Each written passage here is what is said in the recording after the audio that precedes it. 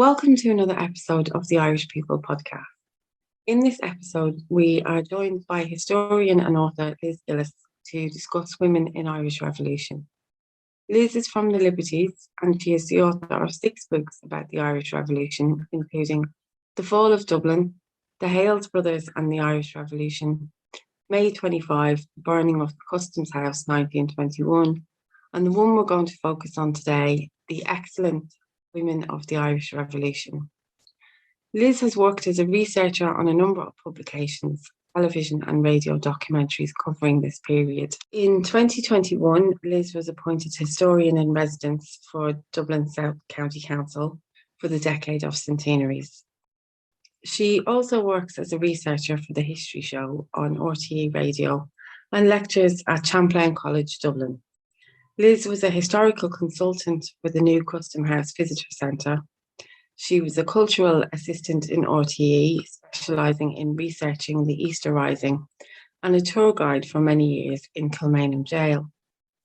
In 2018, Liz was the recipient of the Lord Mayor's Award for her contribution to history.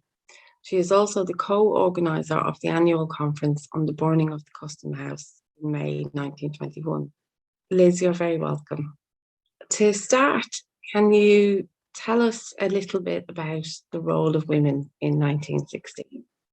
Well, they did more to make sandwiches, for sure, although that has just been said. And even if that's all they did, it proved to be very important because in one garrison in particular, the fellas had been told, because they'd all the men had been told, bring 3 days worth of food because it was a march that they were doing.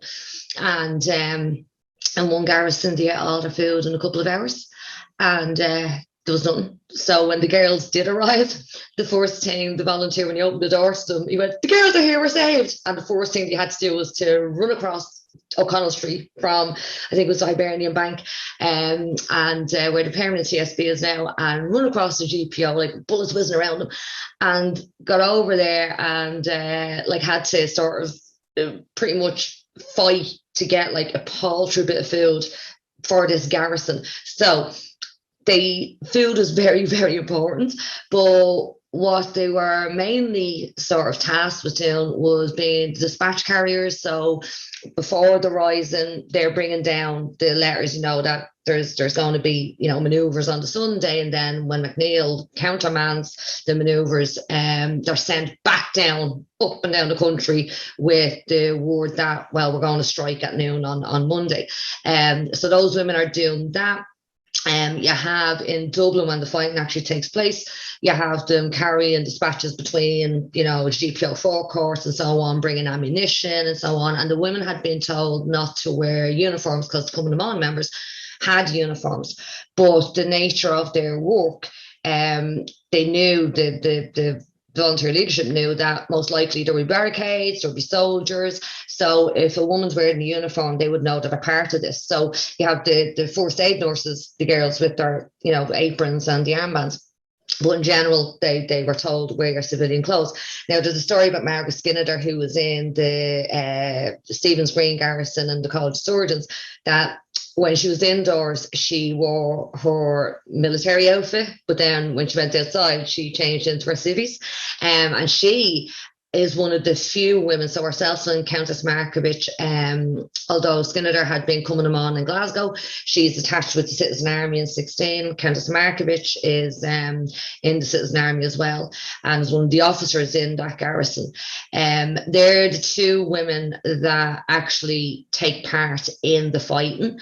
Countess Markievicz, she has been accused of killing the policeman at Stephen's Green, but she actually wasn't there at the time when that shooting took place. She was delivering stuff around the city with Kathleen Lynn.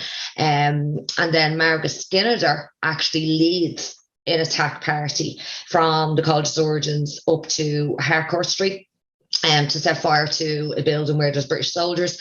But while doing that, she herself gets shot 3 times and is dragged back to the College of Surgeons, and she's operated on without anaesthetic and survived.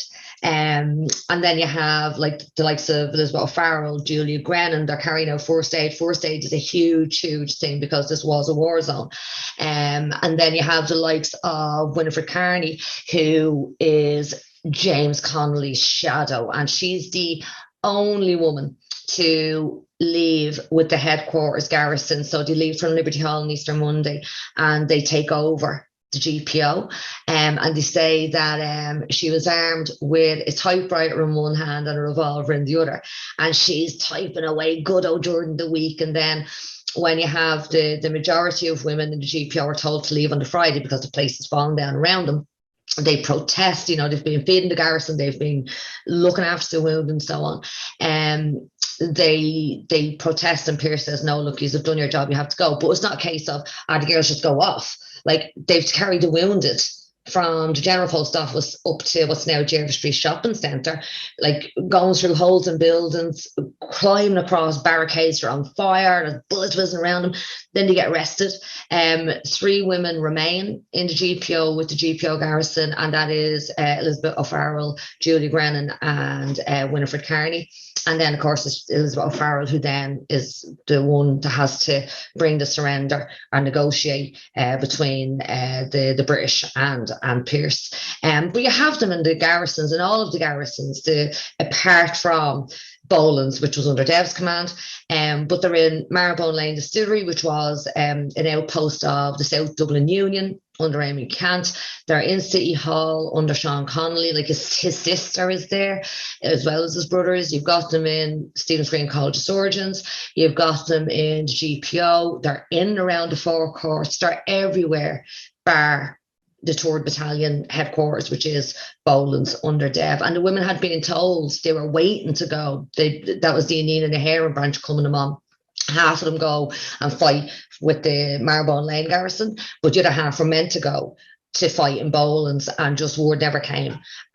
So you find those women, some of them going to Jacob's Biscuit Factory under Tomas McDonough and going to other places. So they do an awful lot. And then it's the aftermath, which is really, really important, because they're the ones that really keep it going. Because the men can't, they're either dead or they're in prison. I know women in Boland's Mills was always incredibly disappointing. It's a real shame, and another very important job that the women did, and maybe I don't think it was one that they were expecting to play, or a job they were expecting to do, was to keep up the morale of the men. And Sheila Humphreys talks about this. Now she's not out in 16, but her uncle is the O'Reilly who's killed leading the charge out.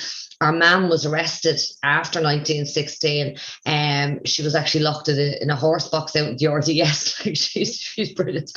But Sheila talks about this later. Now, she herself becomes very active later on.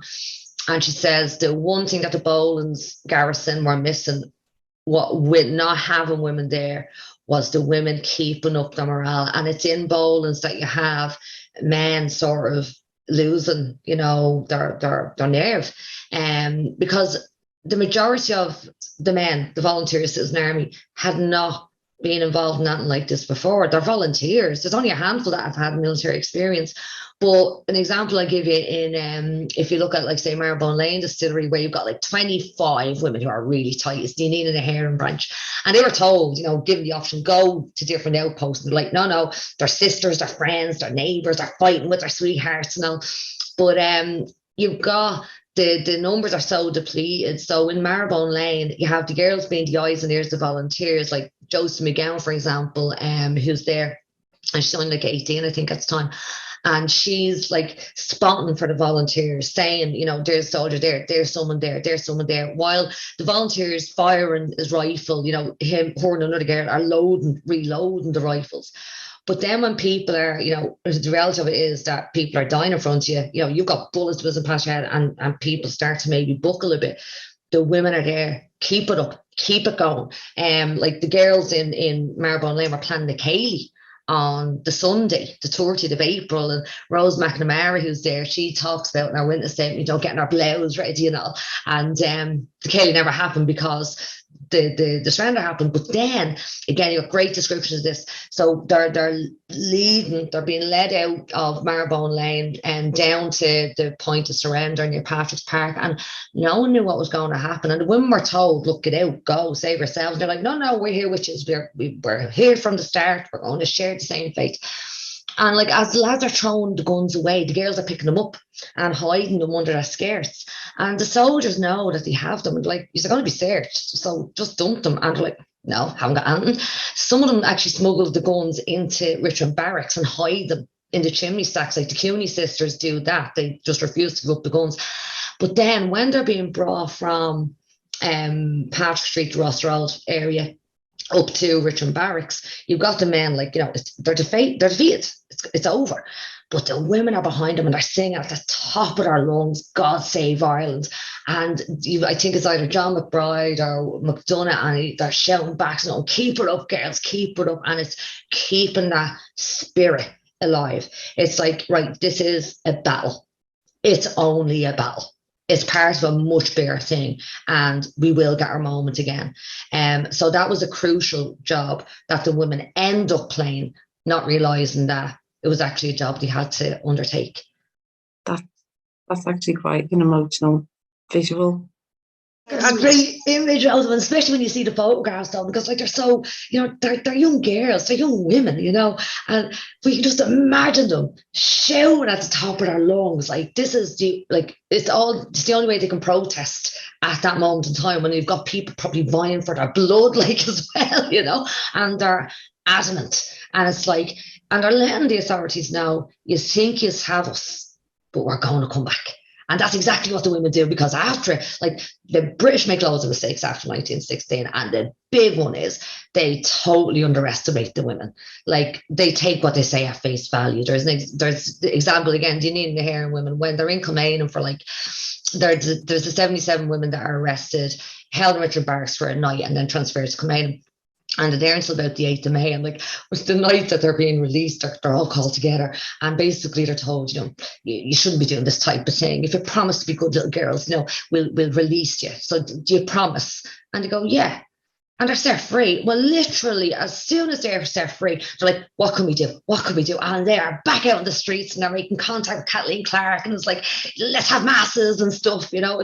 They really, really just are totally part of this revolution. It's not like the previous revolutions or the rebellions where it's an isolated instance and then, you know, wait for 20, 30 years. This is like, no, we're going to hit the ground running, keep it going, keep it going, keep it going. And they're central to that. Do you think that the role of women was underestimated by the British? You know, I'm thinking about the likes of Wallace sisters in Cork, who, you know, basically hid in plain sight. Like, they operated a network of communications and a safe house for the Republican movement during the Tan War. But, you know, as well as the role of women in general in things like Sunday. Well, see, I suppose, and I suppose, like, women sort of still are a little bit invisible in society, you know. They were totally invisible back then, because the whole perception was, if women are, like, you know, in conflict, it's as nurses. It's not like, what the hell is happening in Ireland? Like, you know, it's like, women are not involved in this. And the British are really slow in the uptake. Like, you know, they should have taken the hint.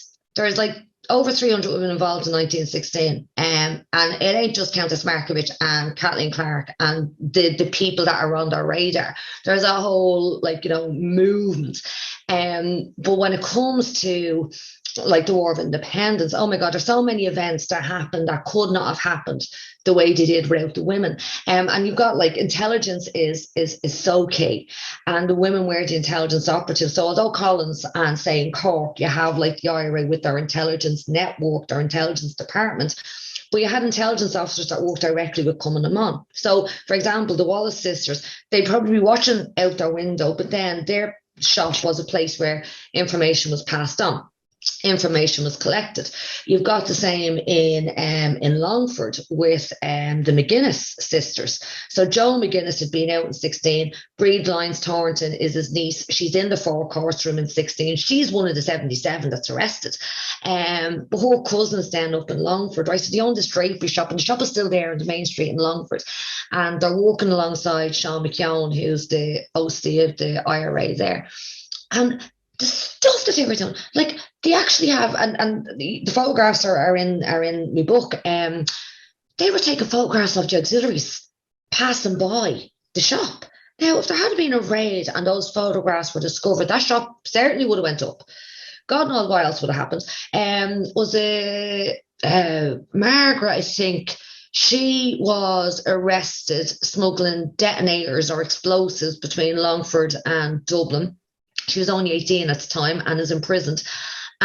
She's actually, her case is brought up in the House of Commons because she was so young. They're like, this is such a young girl, but she was actually smuggling explosives, regardless of her age.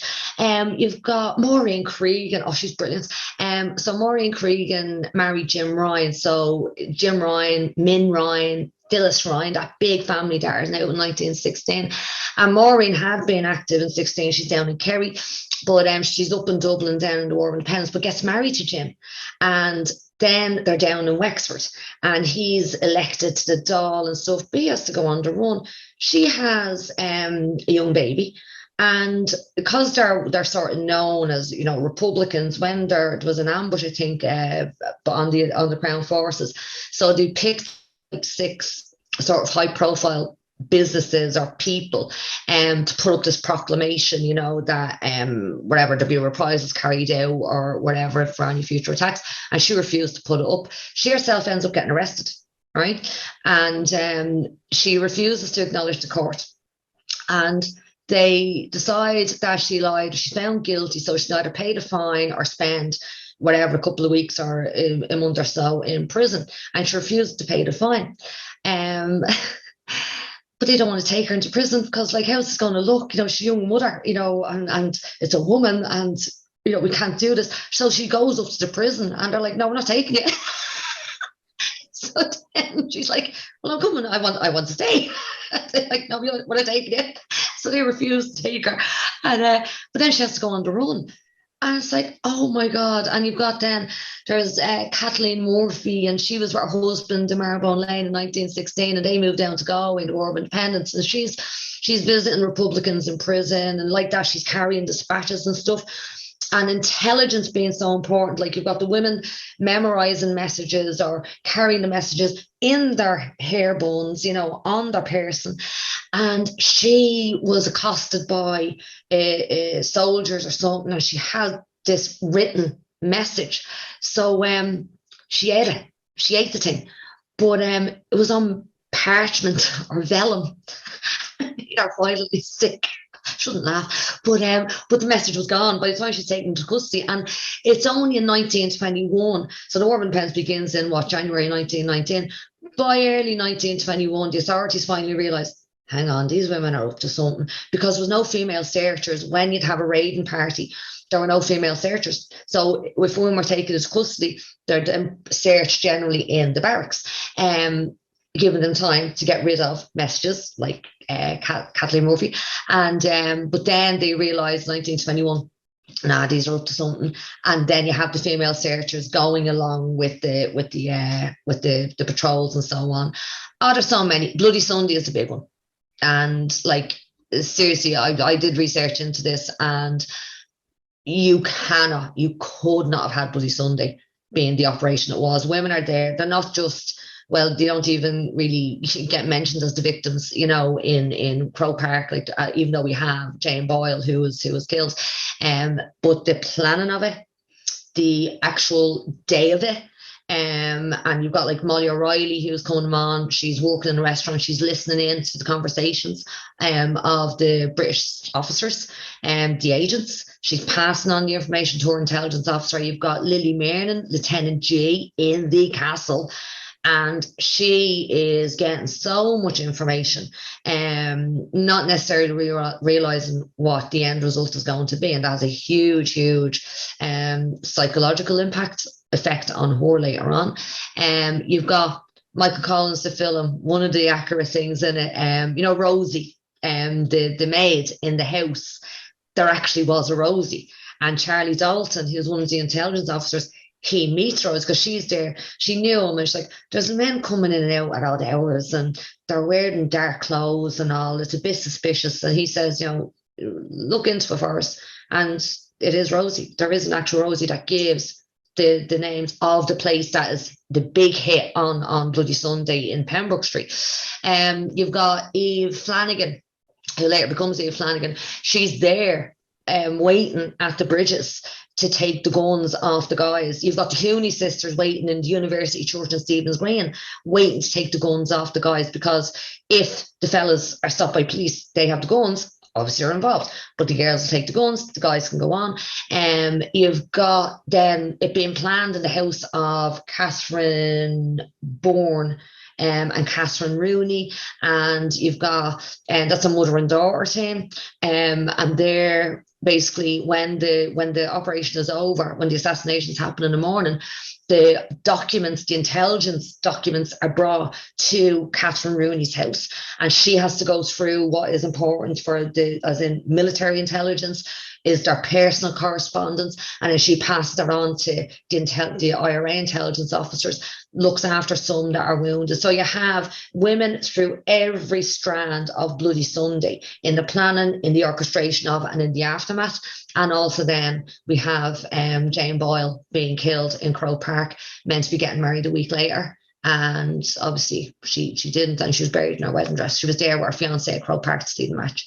And women never figured as part of that story. And you even have then, just from a different perspective, you have the wife of one of the officers who was shot, not killed, and she gives testimony at the trials and stuff, you know. So women's involvement in Bloody Sunday was really not looked at until, you know, the centenary. And my God, the Kilmainham women, the women who are supportive of the Republican movement, are key to that event taking place, the morning's event taking place.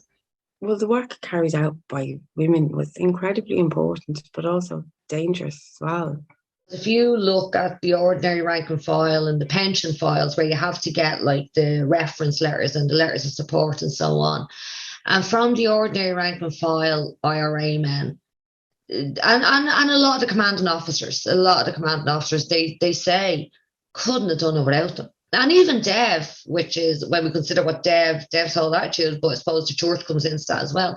There's one girl, and because the work that the women did was seen as, it wasn't dangerous, it's political work. But sorry, what the women did on Bloody Sunday was not political work. And in other cases, you know, driving cars and all, like Linda Cairns, you know, basically saving the lives of volunteers in Sligo. And he actually says in this girl's application, the work she did was so dangerous. It was so important. She deserves whatever it is that, you know, more than what is our offering. Like James Connolly's widow had to beg for the pension, and fair play to Richard Mulcahy, he was, you know, Free State later on. Like he says to the basically the deciding board, surely the wife of James Connolly does not have to prove that her husband died for Ireland. Like, give her the money. But then it's what comes after. It's what we have as a very, very conservative government, and Dev gets the blame, and he does hammer the final nail in the coffin with the Constitution, the 1937 Constitution.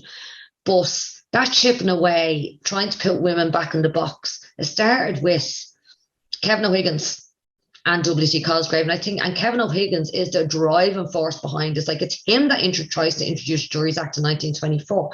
And the women rally against the pro and anti-treaty women. Cosgrave is a bit sort of reticent, going, hang on a minute. And he doesn't get his way, but he doesn't let it drop. And then he resurrects, I think, in 1927. And it's like, well, women can opt to be on a jury if they want to. But it's like, well, I'm not given the choice there. And then you see, it just gets taken, little bits get taken away more and more and more. And what really annoys me is that the women don't go back into this box. They don't be quiet. They're not the actual vision of what an Irish woman should be. But they all knew what the women did in the War of Independence, the honey traps, like befriending soldiers. Like one girl in Galway, and in her file, she says the worst thing out, everything that she did, the worst thing she did was to go and befriend the soldiers in the pubs, because immediately you've got a woman by herself in a bar waiting and talking to a British soldier, and you know immediately what they're all thinking. She's a prostitute. So there's that moral judgment against her. And then she'd get him drunk enough, lead him out, and then the IRA be waiting to disarm him. And that was the thing. Now, and that was all known. That was all accepted. But then when the women don't aren't quiet when it's all over. It's like, oh no, that's then used against them. And the women are, they're blamed for the Civil War. If you look at the treaty debates, like, the women are, and I've said this so much over the last like sort of year, like the women are accused of making the emotional speeches, being irrational. Read some of the men's speeches. They're just as emotional, if not more emotional. And you've got more men, calling the dead than the women. Like Countess Markievicz in the treaty debate, she doesn't talk about any dead people. She talks about what she did as a minister, as one who fought. Mrs. Pearce, okay, but like she's every right to talk about her dead children. The women aren't the only ones that do this. Everyone pretty much does it in the treaty debates. But you have to blame someone. And unfortunately, the vision that Connolly had in the proclamation, the big losers in the New Ireland are the women and kids, the people who the proclamation promised to treat, equal and cherish. And it's just sad. It makes you angry. Certainly, it's disappointing that Connolly's vision of a workers' republic was never achieved. Still waiting on it now. Certainly the language used around women at the time, treaty debate, make them seem incredibly emotional and in some ways fanatical. Coming on when a large majority in voting against the treaty, and one newspaper reported at the time and referred to them as trigger-happy harpies. But is the fact that so many women supported the anti-treaty side significant? Women, they sort of increase. The women's role becomes more important in the Civil War. So if you look at it in 1916, we have the two sort of combatants, Skinner and Markievicz. The War of Independence, the women are in that supportive role, but it is central, as in they're the scouts, they're the intelligence. There are some that are there, like on Bloody Sunday and other key events, like Josephine Brown, who's in the Victoria Barracks down in Cork, and she's giving out names of everyone to shoot. It's crucial work. And they're there alongside the IRA in some ambushes and so on. But it's in the Civil War where you have more women becoming combatants, where they are actually firing the guns. They're not just bringing the guns to a location, they're actually taking part in battles. You have a huge role of women in the funerals that happen, in the Civil War, because the men can't go to them, because if they do, they'll be arrested, or else they're all in prison at that stage. But the one thing, and it's amazing, it's like the women, when you look at the treaty and the women's response to it, it's like almost like, how dare these women, question this? Like they really shouldn't be. They should trust us. Now the women, like Mary McSween, like they were voicing their opposition when the delegation went, because can you really trust these people? Like, would you not then? Why wasn't there a woman represented? Why wasn't Countess Markievicz? Why wasn't there someone to represent the voice of women? Now I know, women really weren't in politics at that stage. There was no woman on the British delegation, but we had an elected TD. We had we had 6 women TDs at that stage. And if Kathleen Clark at that stage is like, she could she was well capable of dealing with people. The women, if you look at it, they're the first ones to hold the convention on the treaty. So the vote is passed, or the vote takes place in January. The treaty is passed by the Dáil. February 20 is the 20th or 22nd of February, or sometime like that. That Coming on hold their convention. On whether they as an organisation should accept or reject it. The majority reject the treaty. The IRA one doesn't happen until March. Like it's a full month after that the IRA have their one. But it's like the women are seen to be the irrational ones and the warmongers. I was like, hang on a minute. Like, you've got at this time, like in March, De Valera is making these really speeches, basically saying, wade through Irish blood. You've got Arthur Griffith on the pro-treaty side, and he's saying, if we're going to have a civil war, let's have a civil war. And it's like the politicians are using all this rhetoric, but which of those politicians actually fired a gun, either in 1916 or the War of Independence? The women are there on the ground. They had suffered, they had fought in 16, they had done God knows what in the War of Independence, things that went beyond their moral fibre, but they did it for Ireland, and they did it for a republic, and they had every right to say no. And it is gas then when you look at it, like the military men are trying to sort of stop the civil war from happening when you've got the politicians going, no, let's have it. And then when they actually start killing each other, you've got the politicians like De Valera and stuff going, oh no, hang on a minute. No, let's stop this. No. Because the military, I'm coming them on now. You cross that line, there is no going back, because these are people who had fought, killed, done awful things in the name of the Republic. And the women knew what they were getting into. They knew what they were saying no to. They knew what the consequences of their actions would be. But the big thing is, and the big difference is that who now were their enemy, as in the Free State, knew exactly what the women were capable of. So this whole thing about now the women searchers, the women are going to get searched there and then. And this is where you have like the sort of the assaults on the women, because they weren't carried out by female searchers, it was carried out by the men, because they were their former friends. They knew exactly what the women were capable, how dangerous the women were. And put it this way, you've got the big arrests happening, in the Civil War, like there's loads of fellas being arrested, but not so many women sort of being caught by the authorities in the first 2 months of the Civil War. But then the women are still very, very active. They're taking part in operations and so on. And the way that the provisional government then come up with to sort of remove the women, they had like emergency legislation. So you bring in this thing that if they think you're going to do something, that's enough to arrest you. And then you have the big swoops in February, March 1923. That's where you get your 500 women ended up in Kilmainham. Some women had nothing to do with what was going on. Like there's one girl, Kate Fole, and she was 15, and her sister was active anti-treaty, and the Free Staters came to arrest her sister, but her sister wasn't there, so they took Kate instead, 15 years of age, and she ends up being a prisoner in Kilmainham. Had a great time there. She is involved in the riot, but so you've got then the big central focus being on the women and getting them out of the way, getting them out of the arena, because again, going back to that psychological, the morale, let's keep it going.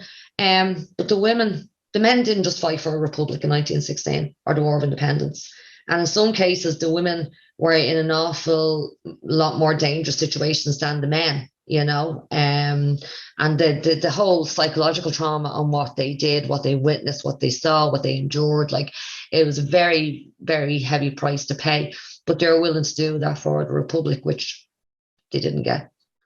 It's very difficult to single out particular women, I know, and because there were so many, but are there any that particularly stand out for you?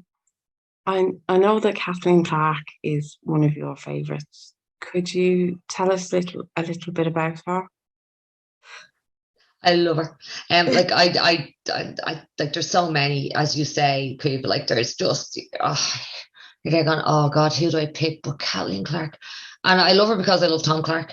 And that's how I got to sort of know Kathleen. And because she wrote her book, Revolutionary Woman, and I'm going to do a plug. Helen Litton, fair play, Kathleen's niece, she published Kathleen's memoir, because Kathleen didn't want to publish before while she was alive. And Helen has included information about Kathleen, like what she did in her own right, because Kathleen's very much keeping the story of Tom alive. Like she's besotted with Tom Clark. She adores Tom Clark. But, they had a life in America together. She came from, Republican, royalty, our uncle was a Fenian in prison. That's how we met Tom Clark, and she hence meets him. And, but they get married and goes to New York, and he's keeping an eye on Ireland, and he sees young men like Sean McDermott and stuff rising through the ranks, and he begs her to come back. And she's like, if I come back, I'm not going to live out my days with him. But she can't keep him in America, because he'll always pine for Ireland. And so despite the fact that I think they had 2 kids at that stage, they come back and set up a business, and she knows everything in 1916. She's totally aware what's going on. And she wants to be with Tom, despite the fact that she had 3 kids at that stage and was pregnant with a 4th, and didn't tell Tom. And he wouldn't let her because her role was she had to keep it all together. She had to reorganize because they were going to be all wiped out. And there's a gas thing, because when she says, when she said goodbye to him on the Easter Saturday or the Sunday, that was it. She had accepted that she'd never see him again. She's arrested after 1916, taken to Shift Street Barracks, and she gets a note that her husband wishes to see her. And she's like, I thought he's alive. And so she goes to Kilmainham, and you would think, oh my God, if that was me, I would think, oh my God, I'm getting to see him for one last time. Oh God. And the cell door opens and she starts having an argument with him, saying, you told me you weren't going to surrender. Basically, I was prepared for you to, I was accepted that I wouldn't see you again. He's there going, well, they made me surrender. I didn't want to surrender. And it shows like a real married couple as well. But not only does she lose Tom, who's executed on the 3rd of May, our brother Ned Daly's executed on the 4th of May. The baby that she was carrying, she lost a baby a couple of weeks later. Our uncle died, who she adored. And despite all that personal loss, she does what Tom asked her to do. She keeps it going. She is the most important person in the revolutionary movement after 1916. She is key to that reorganisation. Sends fellas off all around the country under the sort of cover of the dependence fund, and she said, yeah, you're raising money, but actually you're reorganising the volunteers. Is a Republican judge when the courts are set up. She's elected to the Dáil in 1921. Thought she might be put forward in the 1918 general election, but she was sort of overlooked for Harry Boland instead. So we have Markovich and Margaret Skinner, was it? No. It was Winnie Carney. They're the only two, and they should have put more women forward, really. But she is then elected to the Dáil, and she's anti-treaty. She's one of the 6 that, all of the women rejected treaty. But then we look at Kathleen after the revolution, right? And revolution is something. But she becomes a senator. She is a founding member of the Fall, but my God, she is no lemming, I should say. If Kathleen sees there's something wrong, doesn't matter who it is, she'll pull them out in it. And De Valera is always in our sights. You have a great thing, the Dáil debates, or the Oireachtas.ie website, look it up, Creva, and just type in Kathleen Clark. There's when King George V or Edward V dies, the king in the 30s, and the Senate want to, pass on their condolences to the royal family, and she stands up, she's like, excuse me, no. I do not support this amendment or this, suggestion and stuff. And it was a vote taken and it passes, with the exception of Mrs. Clark, who was sitting down. And then when the conditions of employment bill is being debated, and it's like, the women are taking the jobs of the men, and she stands up and she's there, will the male minister tell me exactly what the jobs are that the women are taking from the men? Is it that they're scrubbing the floors? Is it that they're doing all this menial work? Because if they're the jobs that men want, let them have it. But please tell me the jobs. And they wouldn't answer. And then when the Constitution comes in, she's, against it. All the women are against it. She suffered the wrath of Fianna Fáil in the newspapers because she just couldn't keep her mouth shut. In the 30s, De Valera goes to the League of Nations, and she thinks, well, now he's over there, he's got the international audience, he should start now laying into the Brits to give us the Republic, to give us back our treaty ports. And because he didn't do that, she attacks him verbally, and pulls him out in the papers, and she's lashed out of it by the Fianna Fáil supporters. She's then she becomes the Lord Mayor of Dublin. She's the first woman in Ireland to be elected as a Lord Mayor, and she's Dublin twice. First thing she does to take down all the royal portraits, because she is a Republican, can't have that, and they have to get her a special chain of office made, because the Lord Mayor's chain was a gift by King Billy, and she cannot wear that. So she wears her own, I think it's the chain of peace or something it's called. Crinny Dolly wore it when she was in the Lord Mayor in 2016. And she then, when De Valera then goes after the Republicans, the IRA in the 40s, and you have the execution and stuff, she speaks out against that. She offers support to the Republicans, not necessarily agreeing with their policy because the war is going on, but she never gives up the idea of what Tom died for. She's always a voice for people who didn't have a voice, the poor, kids. She's speaking out about things, women's issues, when they bring in the ban on contraception. She may not have agreed with it, but as in, contraception should be, a free for all. But she saw the realities, and she's there going, there's a massive problem with unwanted pregnancies in this country. There has to be, you cannot do this. You cannot do this. And again, she's up against so much opposition, but she doesn't care. She doesn't care who she's up against. If she feels that something has to be questioned, and if someone's not speaking for those who haven't got a voice, she has that platform. She will speak for those people. She goes to England to her son and dies in Liverpool. This year is actually the 50th anniversary of her death. She died in September 1972. So she's amazing. But my God, Countess Markievicz not get sitting the neck off her. She's brilliant. She's brilliant. I love her. I really do. And then I love Tom Clark even more. But yeah, so but she would be one of me top women. And then you've got the Cooney sisters too, like we're from just around the corner where I am, like, and they're just great. The Ryan sisters that having parties left, right, and centre, and there's a great interview. You should actually check it out. It's on the RTE Daily Archives website. And RTE had done all these interviews in the 1960s, but there's one with Min Ryan, who was Sean McDermott, the sweetheart. And she's married to Richard Mulcahy, nearly 50 years at this stage. And the interviewer asks her, at the start, I think, he's wearing eye. You might think, it's nothing serious. But she and her sister were the last to see McDermott before he was executed in Kilmainham. And a lot of girls liked McDermott, so he was giving all his buttons to her to give, as remembrances to a lot of girls. But the interviewer then asked her, he says, did he give you anything? This is 1965 or whatever, when this interview was done. Next of all, she goes, he gave me this ring, and she's wearing the ring that he gave her.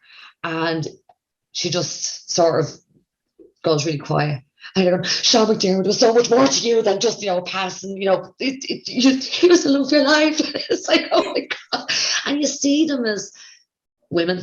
You see them as people, those moments. So when Kathleen Clark is attacking everyone, she's not perfect, but she sees something is wrong. She needs to question it.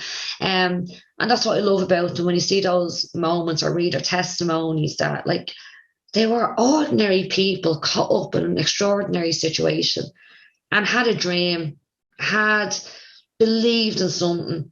They didn't get it right. And even when we look at the women being put back in the box, they inspired the next generation, as in, right, this is how far we go. Okay, then you just try and go a little bit further. And then it even goes even further with the grandkids and so on. So they're great community activists. They make a real difference, not in big politics, but on the ground, where they always made a difference in their communities. So the work that they do, they don't get the recognition for it, but it is very, very important.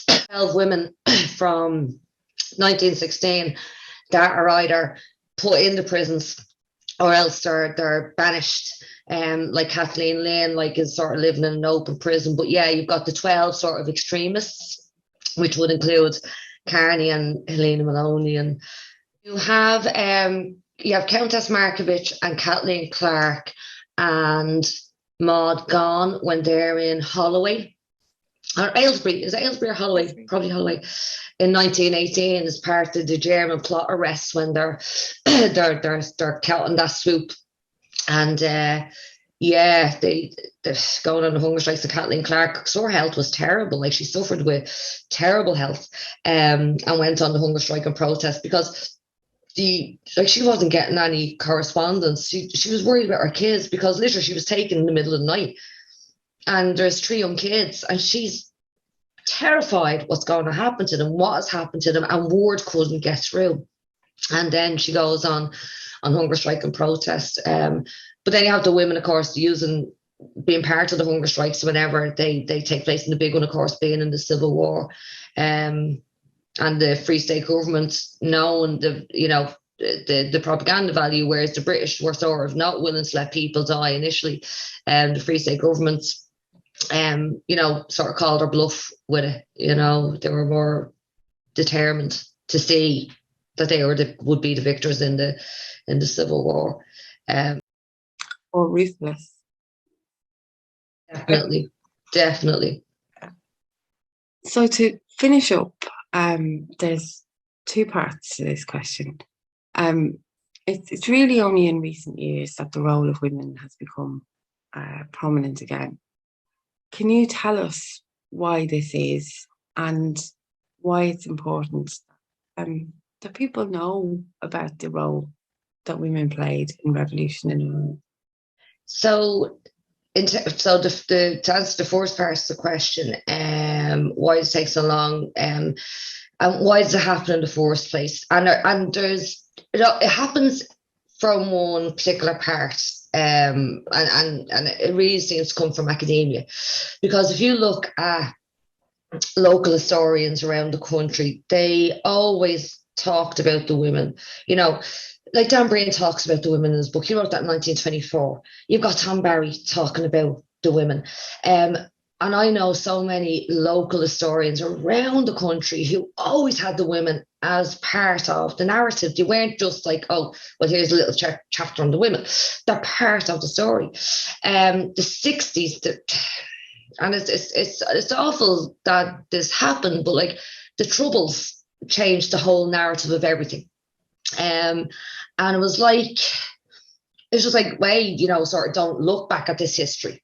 And then it seems that academia thought that, well, the women's story isn't really important. But like, if anyone is seeing, and I hope people did see it, Insurrection that was done in 65, 66, that 7-night show that was on, the women are centre stage and the women are there. They're not like, just part of the bloody, backdrop or whatever. But since academia chose to forget the women's story and put it as women's, let's forget the women's story. It's not women's stories. It's part of the history. Unfortunately, history starts with the word his. But local historians are always telling it. There was great radio interviews done by RTE in the 50s and 60s of the women, and women that you never heard of. Donegal Dooling and this other guy were just traveling around the country with our tape recorders and just interviewing everyone. And they did really great stuff. And then you have like the likes of Margaret Ward, who are like trailblazers, Margaret McCourtin, who are trailblazers and trying to bring the women back into the general narrative of this revolutionary story. And they came up against big brick walls, but persevered. And then it meant that, okay, more women started to look at women in history. And there were men as well that were doing it. But all of a sudden, it's like it was put into this box of women's history. I was like, but it was never women's history. It was just part of our history. So when I started getting into the Irish history and started researching and stuff, at the time, luckily enough, a lot of the records that only a few people had access to, or you might have one or two, you could see one or two records, the witness statements, they were released by military archives and the National Archives. So next of all, these stories began to emerge, and then with the pensions, it's an avalanche of information. We cannot ignore the role of women now. You may have been able to sort of, all right, there, it's Elizabeth Farrell, it's Julie Grant, it's only 3 women in 1916. Okay, Kathleen Clark, yeah, okay, she wrote a book, but that was published in 1970 odd or 1980 odd. She didn't even write her book. It's like there's so much information, and the local historians, the Decade of Centenaries has been brilliant because it's given people ownership of the history. And it has to be said, fair play, the government has provided that funding to let the communities go and do their own thing. And what the communities want to know about is the women. They're women. Because they did hear these stories of their granny who hit a revolver in a pram and so on. And, right, okay, it mightn't be a major story. But that was one revolver that was able to get from A to B. That, because weapons were rare. Ammunition was even rarer. But the thing is, though, so I think the establishment, like with the 1937 Constitution, it was like the 1937 Constitution for actually women in history. You know, so women in general are put back into the box in 37. It's like, well, let's put the historical figures back into the box as well now. But then with the likes of Margaret Ward and brilliant women historians and men historians just said, no, this is actually part of our story. So let's do it. Let's get those stories out. But the thing is, it's unfortunate, we have to be so diligent that it doesn't happen again, because in 2016 I was involved in so many things to deal with the women, and next one, when it was over, it's like, we've ticked that box now, okay, let's move on to, you know, War and Pence is coming up, and it's all about the men, it's all about da da da da da. And it was like, okay, where's the women here? So I found, and the likes of Mary McAuliffe and so on, like, we really had to keep women, the stories of the women out there. Thankfully, we had Law and Amon, the centenary of Law and Amon, because if we look at 2018, everyone was talking about anti-conscription. Yet there's this major event that happens as part of independent of the anti-conscription campaign, which was Law and Amon, and it's the women of Ireland saying no to the British government. So that enabled us to, you know, give that push again to, no, the women are still here. They were doing stuff in 1917, they're doing stuff in 1918, 1919, 1920, 21, 22, blah, blah, blah, blah, blah. And we just have to be so, I feel that we have to be so diligent in not letting the women be put into the shadows again. We cannot do it. We cannot ignore them. And the thing is as well, Piva, it's not just Ireland that this happens. It happens everywhere. And it's like there is a re-emergence of women's history all across Europe, like after the Second World War and stuff, these amazing stories. And it's like, why is this separated as into the category of women's history? It shouldn't be. It's our history. We make up half the bloody population. So, you know, why is putting us into a box? Why do they always want to put us in a box, whether historically or, you know, presently? You know? So we do have to be just a little bit more diligent, unfortunately. But what is great is that there's a lot of men and women, kids, everyone wants to know about the role that women played. So I think it's a lot harder for them to put the women in the background, you know, because any of the events that I've gone to, like I've done talks on the women, I had great interaction with the men, because they're, my auntie, I remember her, and she was and they talk to you more about the women, because then the women would have been the ones that were at home with them. And so, you know, they would listen to the stories if they told them and stuff, you know. So I would have actually gotten a lot of information from men about their grannies or their mothers and stuff, you know. So they want that history told, you know. But just feels that we have to be on our toes a little bit with it, you know. Just keep it. No, we're still here. You're not putting them back in. And so we'll have to be aware of this in 2023 when it's all over. I think actually there might be a thing that, right, the whole thing is over. So we've done that now, let's move on. It's like, well, hang on a minute, what came after it? Was the ideals of Connolly and so on realised? No, why? And there is that whole thing of then what happened to women. So yeah, I'd say we've got a few more interesting years ahead of us, fingers crossed. That's a really important point. You know, it's all one history, it's all interwoven.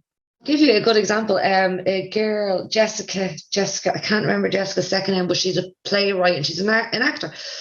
She did a 3-woman reading based on Kathleen Clark's book, and it was just 3 actors, three women actors, and oh my god, it was like, it's Markovich's Maud Gonne and it's Kathleen Clark, and it's literally our book, you know. It was all there, but obviously, you know, Jessica enhanced different bits, and you know, as you do. But oh my god, like when I saw it was on last year, and it was like I was actually watching Kathleen Clark. And because the other thing is that not everyone likes books. You know, and that's another thing that's been great about the Decade of Centenaries, like getting artists involved and, you know, singers, songwriters, actors. You know, there's so many ways that we can tell this history, and there's been brilliant things to represent the women as well. But it was amazing. Like, I was hooked, you know, from the moment they came out until it was over. And you're right, there is so many characters that you could tell an amazing story. Like, you could actually do just a film of the aftermath of 1916 when they're in Kilmainham Gaol. And, you've got your high moments and your low moments, because like they're sort of that spirit of defiance where they're in the exercise yard and they're doing the Irish dancing, and the guards tell them you can't be doing that, or you won't get exercises to walk around the circle. And so the next day, or because they're told you won't be allowed out of your cells, so what they do the next day is that they walk around in their circle and so on, get back to the cells, they start Irish dancing in the cells. But then they're the ones that hear the gunshots at 4 o'clock in the morning, and they don't know what it is. And then they're the first ones that are told by the matrons it's the leaders that are being shot. And so they know before the men that are held in the East Wing, the further part away from the Stonebreakers Yard, they know what is actually happening. And like the words, you don't even have to actually do anything. Like, it's all there, because you've got who was it? It was a Breed Lyons Thornton when she's in Kilmainham, and on the execution she says it was like when a child is orphaned, like explain how they as an organisation felt. It was like, our parents had been killed, we were at a loss, but then like that, like a phoenix rising out of the ashes, in our grief, that united us even more and pushed us on. And then they become the drivers in the War of Independence and so on. And then she herself then is back in Kilmainham in the Civil War, but she's one of the few women to go pro-treaty. And she's the medical officer in Kilmainham. And she's now looking at women who she was imprisoned with in 1916, who were including Mrs. Clark. And she says the worst moment for her was actually seeing Mrs. Clark as a prisoner in Kilmainham. This was Mrs. Clark, and she's now our guard. And so, like, you wouldn't even have to like make up stuff. Like, it's all there. It's all there. And there's humour, there's sadness. Like, geez, you'd be on an emotional roller coaster. But it's all there, One of my favourites is Winnie Carney. I think the vision of her with her typewriter and her Webley captured my imagination. But she was incredibly forthright and very much in tune with Connolly's vision. She wrote about Michael Collins, and this is an example of what we were saying about how these women didn't take any nonsense. She said, the order for surrender has come. Mick Collins, his eyes red with unshed tears and apparently anticipating being sent to France as a conscript, says to me, by Christ, I'll have revenge for this. But I tell him that there are better men than him surrendering today. We went backwards about coming forwards, but if you look at that generation as well, like, this was sort of, there was a generation that some had access to college education because it was opened up to them. But then you have like that sort of generation is the first generation really to marry for love, because like everything else would be, they're arranged marriages, they're, it's to do with land and blah, blah, blah. But like, men and women were meeting each other in the Gaelic League and, all of these clubs, and they've common interests. And that's the part that we don't sort of think about, and then, like in the First World War, the Second World War, they're in this situation where they survived it. Then they all get married and, thinking that it's going to be what is going to happen next. A lot of them don't, they spend their first wedding anniversary apart because the husband's in prison, he's anti-treaty, and the wife is, she's probably on the run as well. So like their whole world is thrown upside down, and, they're young people, and, would we do what they did? That's the other thing. We'd like to think maybe that we would. I don't know if we would. They're just fascinating. They really, really are. A big difference between the men and the women, Connolly being the exception. The women had a very clear vision of what the New Ireland, of what type of New Ireland they wanted. And that goes back to Maud Gonne with Nina Nair and founding that in 1900. And like that's 5 years ahead of Sinn Féin. They were putting themselves out there at that stage. They're like saying, buy Irish, use Irish products. The girls don't be going out with British soldiers. Like, that's going against your country and all of this. And they were educating the kids who weren't getting a chance of education. Like, they're doing real solid work. And then Connolly comes along, and it is that socialist republic where everyone should have a little bit of everything. And, it's not just the accents that change. What we got was pretty much that. The accents did change, nothing much else. But the women never lost sight of that. And that's where you see, like, the likes of Elizabeth O'Farrell qualifying to be a midwife. Like, I've met so many people who owe their lives to Elizabeth O'Farrell being trained as a midwife because she brought them into the world safely.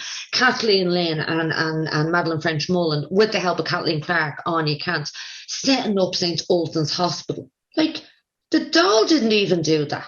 Like, that was the women that did that.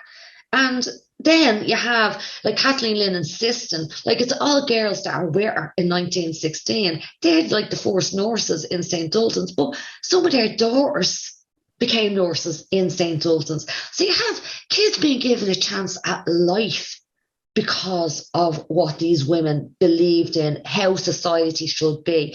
Margaret Skinner being a teacher, becoming president of the INTO, and, like, advocating for equal pay and better pay for unmarried male teachers and women. Like, so they never lost that vision of this new Ireland. They're always fighting for that new Ireland where everyone will have a little bit of something and have a voice. The men, and it's not to take away from them, but I think one person described it as, okay, like, when the dog is chasing a car and all you can see is the car. Then they get the car. It's like, then what do you do with the car? So you're chasing the Republic. If you get a Republic, what's that Republic going to look like? Don't know. Whereas the women were going, well, I want it to be this, and this. So that's the big difference. That's a huge difference, I think. Because as women, they've been, the silenced ones, the ones that, opportunities weren't available to. And again, you see that then later on, like Phyllis Ryan, who married Sean T. O'Kelly, like, she refused to join Cumann na mBan until she qualified as a chemist. She got her degree and stuff. Then she joins Cumann na mBan and throws in her a lot with it, even though she was in the GPO in 1916. But she set up a lab in Dawson Street somewhere and would only hire female graduate students. And she was given opportunities to women. So that's the stuff that makes a real difference, but the stuff that doesn't make the headlines, And you look at communities across the country, Caoimhe, who are the ones that are out on the streets? Who are the ones that are setting up the homework clubs, the stuff, doing stuff with nothing, with literally nothing? And it's like that spirit of the social justice. It's just something that seems to be just in women, right? If they're not going to help us, we'll do it ourselves. And then, when it takes off, they'll get the fun and stuff, but they'll do it with nothing because they realise there's a problem here. We'll fix ourselves. Can't wait on them. And so that spirit of the women is still in all our communities across. And we all know, like, in youth clubs when we were growing up and stuff, the leaders and everything, and thank God for those women. But they would probably say, I'm just doing this. I'm just doing this. And it's like, we starting to realise what you did.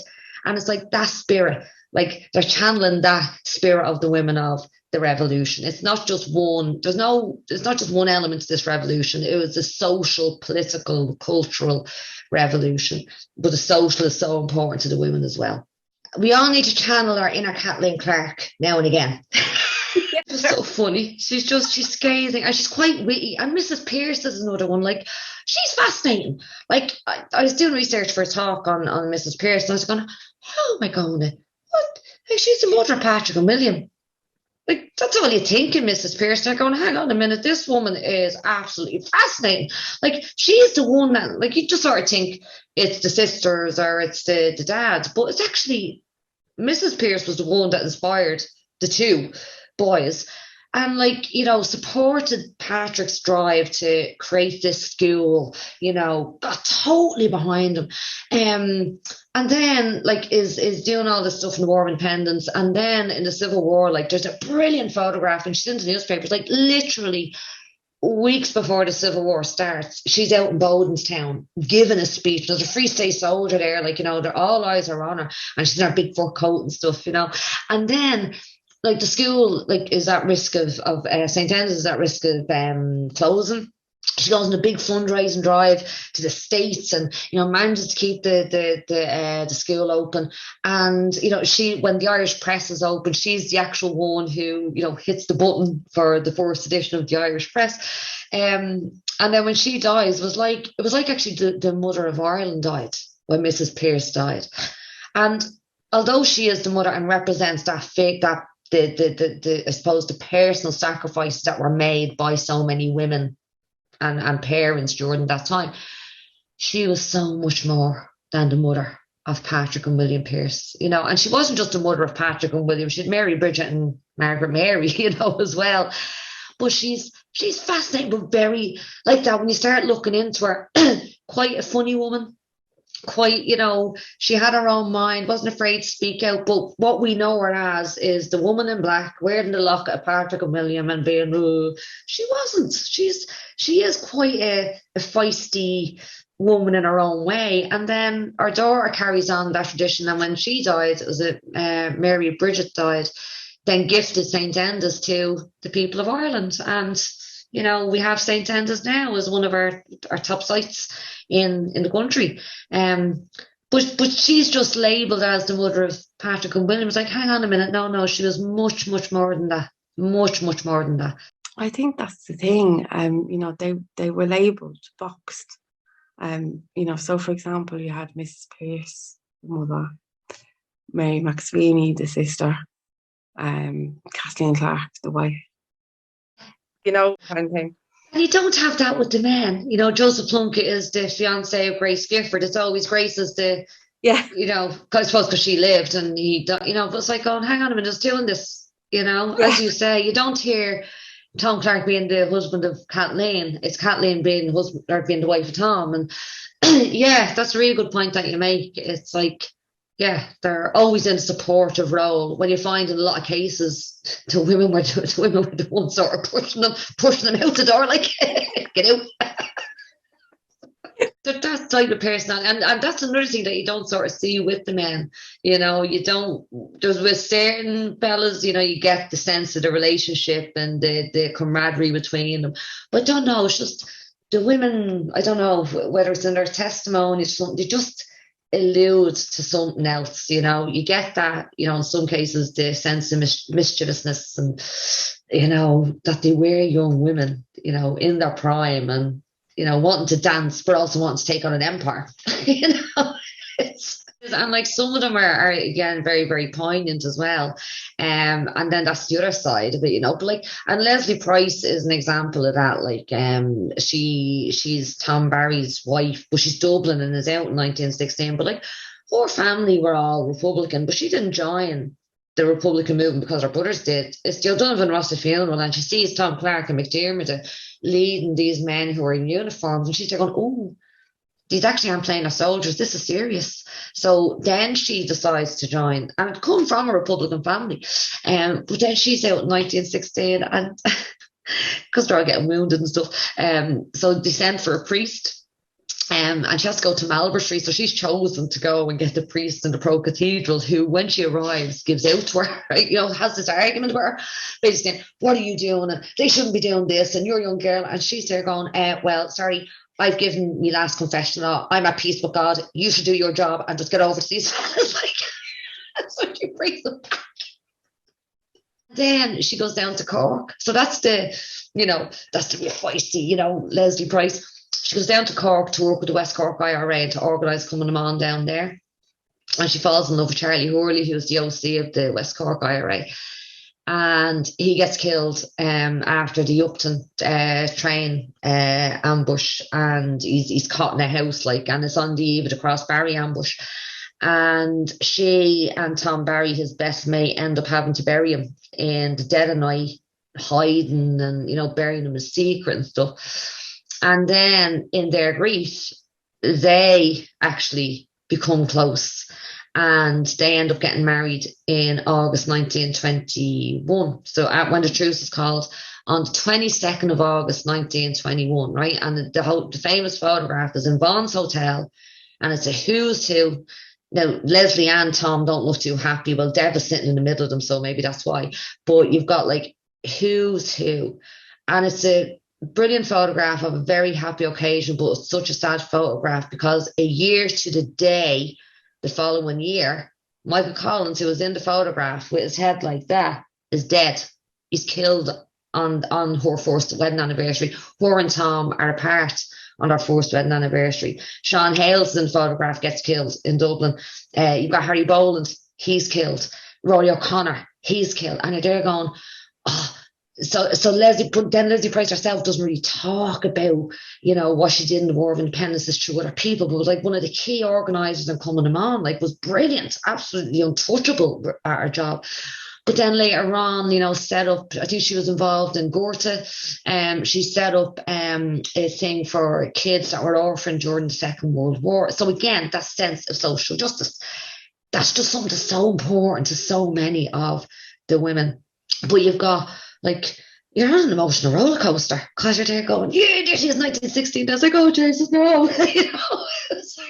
But it's great though, like podcasts like this and all are great because, as I just said to you earlier, not everyone is into reading books, and it's all about making the history accessible. And the podcasts, like what you're doing, and it's great that you're getting our stories out there, the stories that we've discovered. Use our platform for getting those stories to a wider audience, and it's brilliant. It really is fantastic because history is not just the ownership of a few. It's everyone. It's all our history. It happened on our streets. It was our people that were involved, our ancestors, and that is what has been brilliant in these last sort of 10, 20 years. And military archives have to be commended because with them releasing all of that material, the local archives around the country making it accessible for little or nothing, and in some cases for nothing. It is helping us to explore our history and make that local connection and discover our own local heroes and heroines. Thank you for your time, Liz. It's been an absolute pleasure talking to you, and I've learned loads. And I think it's important that we keep talking about the role of women in Irish Revolution. Look, seriously, I really enjoy it, because it's great when it's a chat, and it's, and if you're so interested in his show, it's very easy. There's I think we're sort of like, clashing to try and get in and talk to each other, which is brilliant. Thanks to Mel for having me on like this. I'm reaching a new audience, so it's great. So thank you. And make sure to check out Liz's books, particularly Women in Irish Revolution. It's a really great read and has great photographs. Thank you all for listening. Make sure you like, rate, share and review the podcast. And we'll be back again next month. So until then, slán go Boyle.